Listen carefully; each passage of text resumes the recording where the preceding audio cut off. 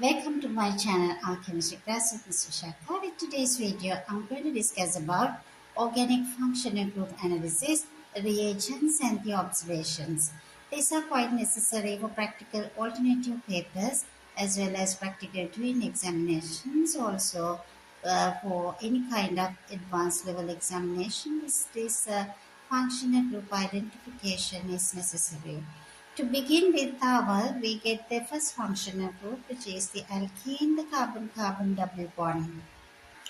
If a compound is suspected to contain the carbon-carbon double bond, this compound can be passed into a solution of bromine water. Bromine dissolves in water.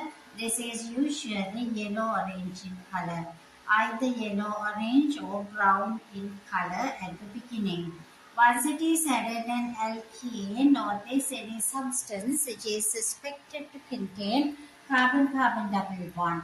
If it is a gas, that gas can be passed straight away into this solution. If it is a alkene is a gas, can be passed like that. If it is an alkane you suspect is, if the alkene is suspected is a liquid, just add this liquid into this bromine water and shake the mixture well. Once it is been shaken the mixture well, so if the compound contains the double bond, this yellow-orange color disappears. So the yellow-orange color disappears and this solution would turn into colorless solution. So there wouldn't be yellow-orange color anymore, it turned into colorless. We call it decolorization of the bromine water. If it is a positive observation, there would be a color change. The second category I have chosen is either alcohol or carboxylic acid. So the reagent is PCl5 phosphorus pentachloride. So it is being the presence of this OH group. Either it is an alcohol or carboxylic acid. Both of these compounds contain the OH group. So phosphorus pentachloride is the reagent. This happens at room temperature.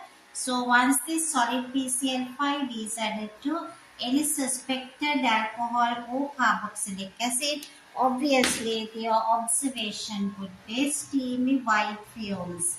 So the observation if present as steamy white fumes. This observation is due to steamy white fumes due to the hydrogen chloride gas is produced with either of these two.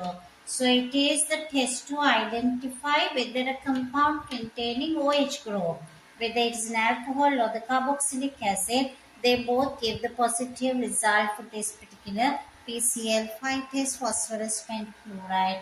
If you wish to identify whether a compound is exactly an alcohol or carboxylic acid, then there should be a further test to be done, which is to identify exactly the carboxylic acid, which is we call the next one test for carboxylic acid. When any carboxylic acid is treated with either sodium hydrogen carbonate or sodium carbonate, obviously colorless gas is generated.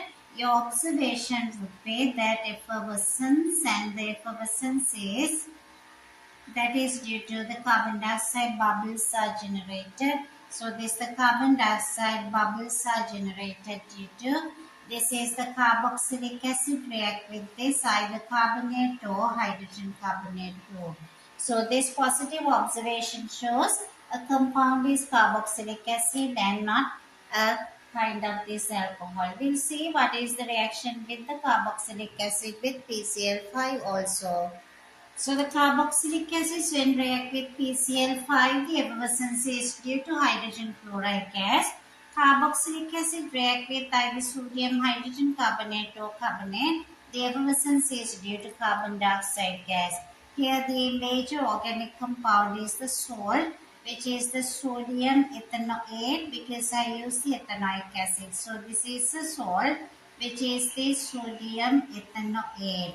So if it is treated with the either sodium carbonate or sodium hydrogen carbonate, that colorless gas bubbles are due to carbon dioxide, but the carboxylic acid treated with PCl5, the effervescence is due to, it's not the exact effervescence, we call steamy white fumes.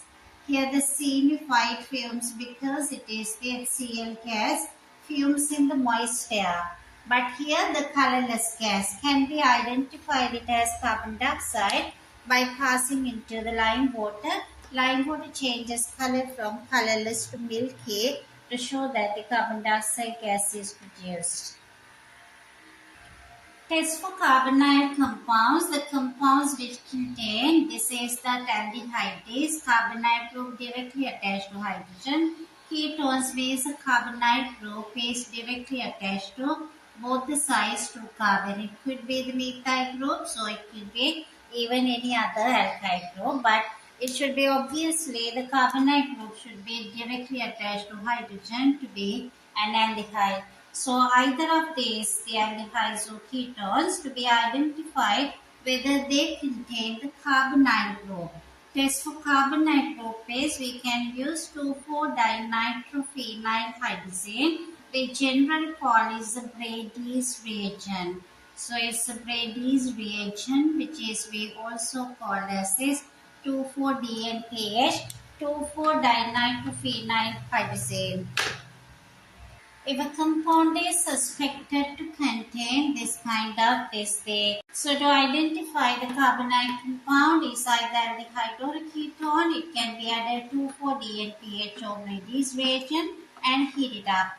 If there is the orange precipitate generated, so obviously compound contain the carbonyl group. A further test has to be done to confirm whether it is aldehyde or a ketone. We'll see how we can recognize whether a compound is aldehyde or a ketone. To identify a compound is an aldehyde, I took here an example of 3-carbon aldehyde. So it is 1, 2, 3. So when we name it become propanol. Propanol because the 1 carbon contains the carbonyl group. So if I take a sample of propanol into a test tube and insert this into a water bath, always we are heating these compounds in water bath because it is organic compounds are flammable. So when it is heated in the water bath, so obviously we add in the failing solution into this one. So our test reagent is the failing solution. Failing solution contains solution of copper 2 sulfate. So the failing solution when added into our suspected sample, here it is exactly propanol.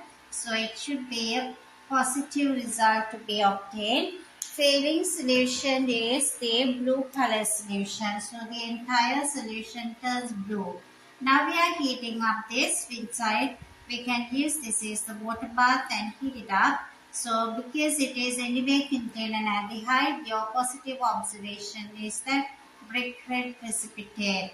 So or else it's just the red precipitate or brick red precipitate can be observed, that is due to copper is converted into copper 1 oxide. At the same time aldehyde get oxidized into carboxylic acid, which is the redox reaction occurs. So if this positive observation comes, so it is obviously it is aldehyde is present in this particular compound. 2,4-DNPH is just to identify with the aldehyde or a ketone or a compound contain carbonyl group only. We see how it could be identify a ketone if it is negative, positive for 2,4-DNPH and negative for failing test, obviously a compound is a ketone. So if it is the positive but this is positive means the compound aldehyde, positive with 2,4-DNPH but negative with the failing test, it should be obviously a ketone present, not an aldehyde. So this particular test with the failings test I call as the test 1 because there would be another test as well present to identify the aldehyde. So this is either test 1. Second test we can use as the test 2 is the Tollens reagent. So the second test I have been taken to identify aldehyde is a Tollens reagent. Tollens reagent is that ammonical silver nitrate. Ammonical silver nitrate means it is that silver nitrate is now placed with this ammonium hydroxide and it is a mixture of ammonium hydroxide and the silver nitrate. Once it is heated with this ammonium nitrate, silver nitrate, ammonical silver nitrate, ammonium hydroxide, silver nitrate, or generally we call it is the Tollens reagent. Once you heat it up in the water bath, after some time you can see there would be a silver mirror is produced underneath this test tube. Where it is the aldehyde is placed, you can see it is the silver get deposit form in the silver mirror. So this silver mirror is the positive observation if it is the compound contain an aldehyde. So it is the test 2. Test 1 with the failings test, there will be the orange reddish precipitate, and the orange the reddish we call this brick red precipitate. Tollens reagent, it is heated up in a water bath, can notice silver mirror produced at the bottom of the test tube. Another positive observation to identify aldehyde.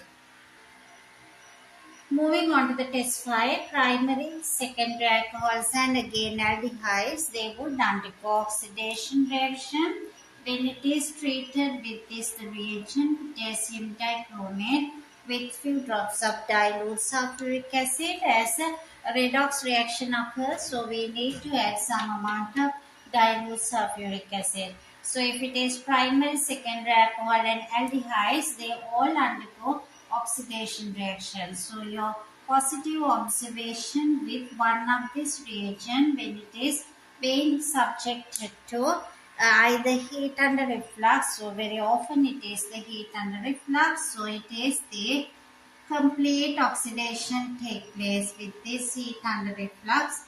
So it is the observation would be, so it is the positive observation is the orange solution changes into green color solution. We started with the orange color solution because it is potassium dichromate is orange color, and at the same time the redox reaction occurs, it is reduced to chromium 3 plus ion. So as it is turned into chromium 3 plus, which is green in color. Orange is due to this contains Cr2O7 2 minus ion dichromate ion. It is the redox reaction. So the primary alcohol get oxidized to aldehyde and then into carboxylic acid under the heat under reflux the conditions, and the secondary alcohols into the ketones, and the aldehydes are getting oxidized to carboxylic acid. So the reagent for all these things would be the potassium or sodium dichromate and sulfuric acid mixture. And this, if you change heat under reflux condition for primary alcohol into distillation, you can obtain a sample of aldehyde. I just write down this as well for your information. When these conditions of this potassium dichromate and the sulfuric acid subjected to the primary alcohol, if it is subjected to the distillation, product is an aldehyde.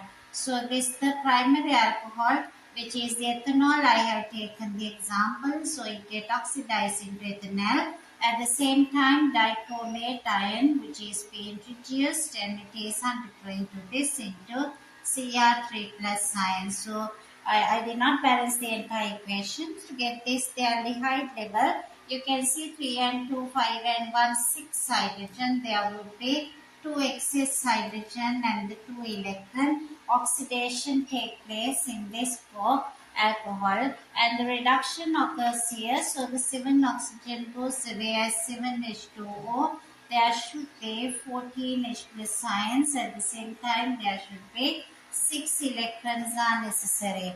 So you can see it is the electrons are released from the 2, but it needs 6 electrons. So the number 1 equation, I call this number 1 and the number 2. Number 1 has to be multiplied by 3.